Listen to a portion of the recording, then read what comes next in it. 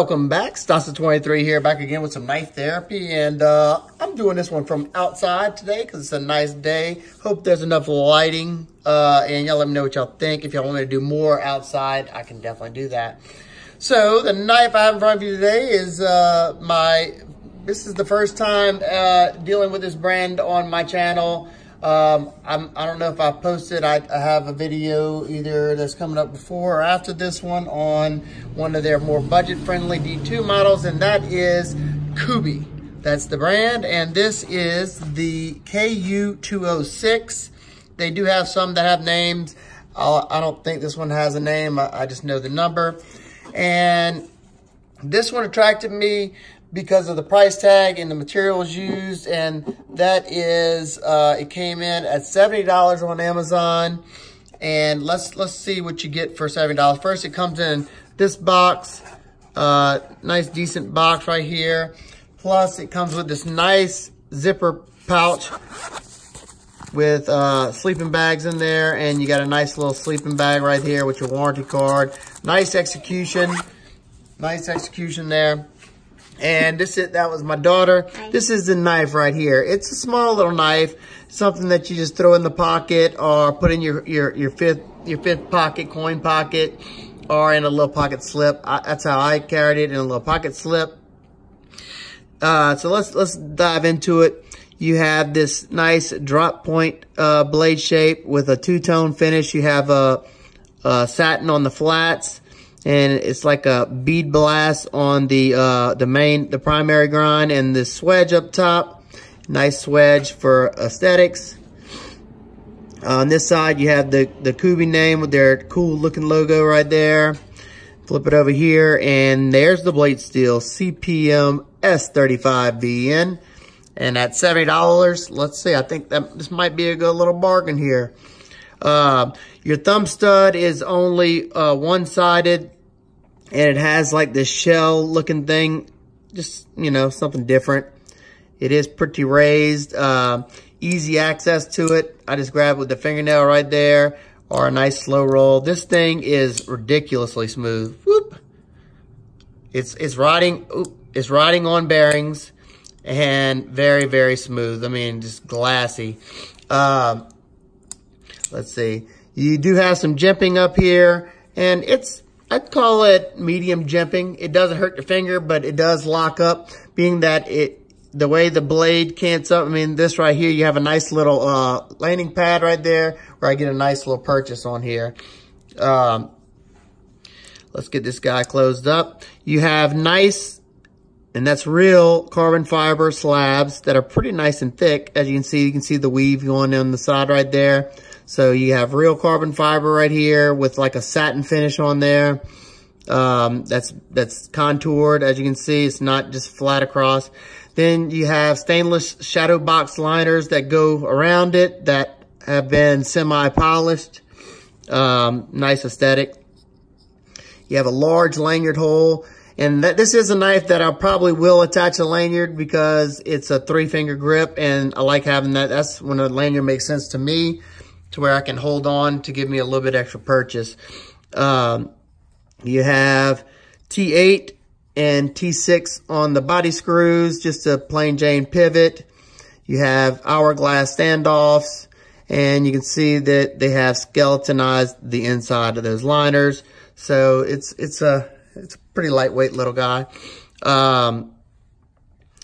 The centering it's off to the left a little bit, but I'm sure it just needs an adjustment. It does feel like it's a little bit loose right now, so I'm sure I can make a quick adjustment to that, but that's just how it came out of box.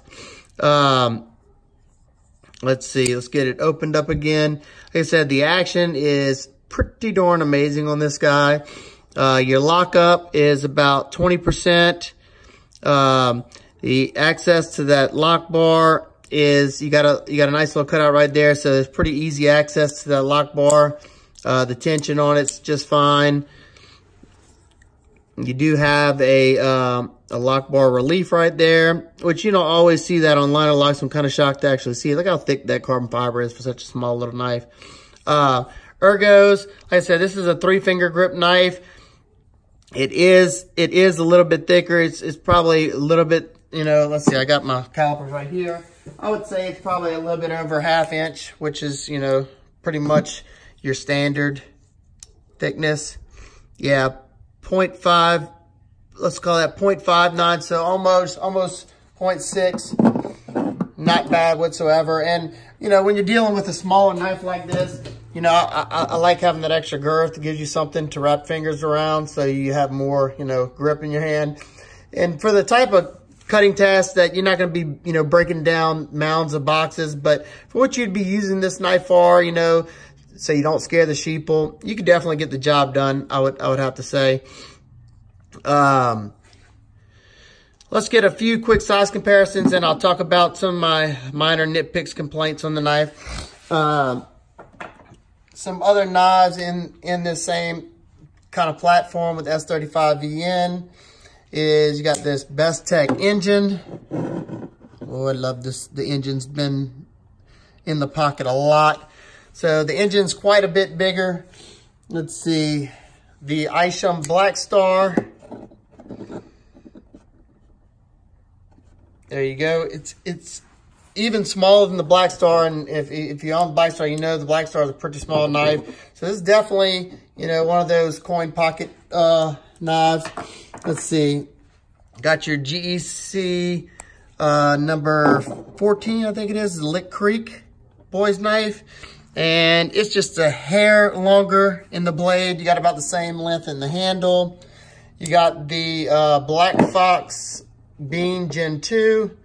And those two are just about the same exact size. The Beans just a little bit shorter in overall length. Let's see. Got two more.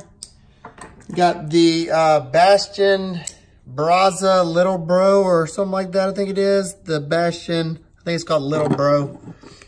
Braza or whatever. It's a mini or micro. So that one's a good bit smaller. I figured that. And one more last, just for shites and giggles, is the Spyderco Pingo. The Pingo dwarfs it in overall size. So there you go. Like I said, this guy is pretty lightweight in hand. And this is just pretty much my first initial impressions. I'm going to be doing some of my normal testing on here just so I can see how well the S35 is heat treated.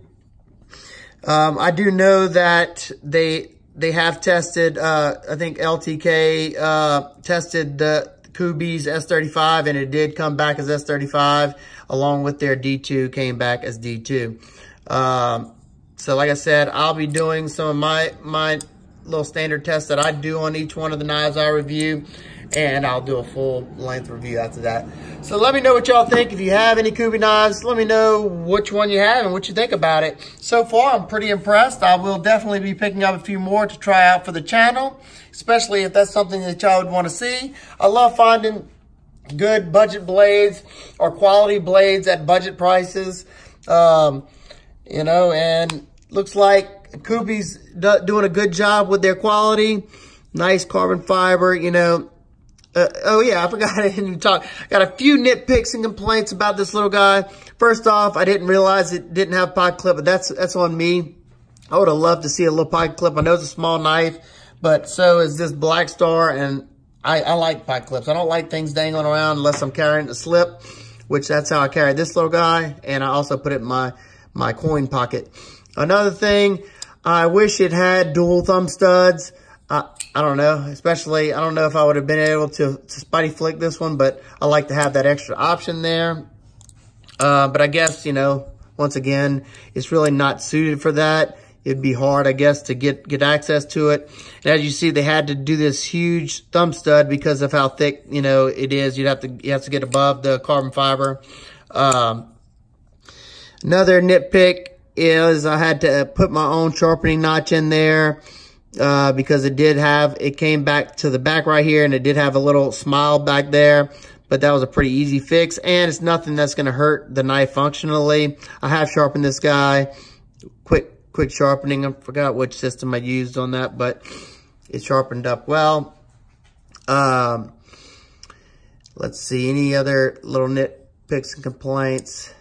think that's pretty much it. Like I said, at $70, I think you know, I think it's enough for me to warrant me to pick up some more. There's one I think that my buddy Zelric did. I don't know if he did the video on it yet, but he definitely showed it on one of our live streams, and I absolutely loved it. That's why I decided to look into them. So that one was out of stock, but when it does come to stock, I'll probably be picking it up as well, so I can put that on the camera so y'all can check it out as well.